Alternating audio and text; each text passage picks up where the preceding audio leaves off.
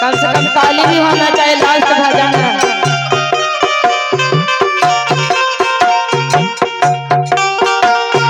दिलन मेरे धन के धनमा दिलन बाजी के लालन माँ दिलन मेरे धन के धनमा दिलन बाजी के लालन सखे गुनमा बाटे हमरा बोला में चर्चा होला टोला टोला में सखे गुनमा बाटे हमरा बोला में चर्चा होला टोला टोला में।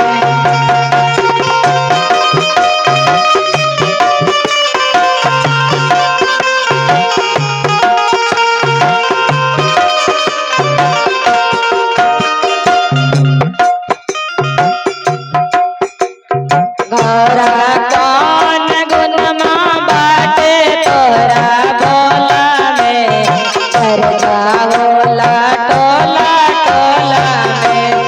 घोरा कौन गुनमा बाटे तोरा बोला में चर्चा होला टोला टोला में।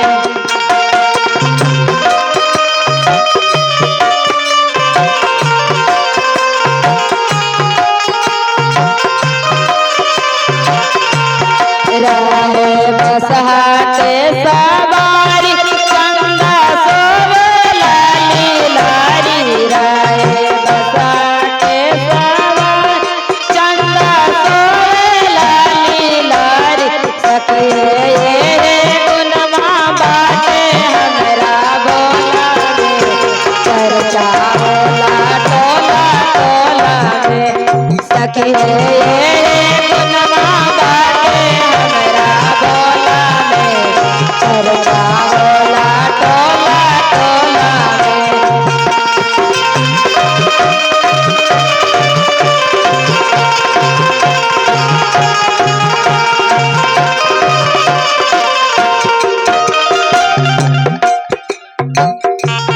सखी तामे गुनमा बाटे तोरा बोला में चर्चा होला टोला टोला में।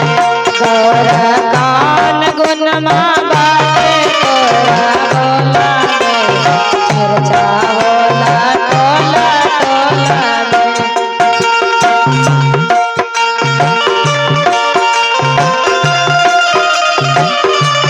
सखी भांग धतूरा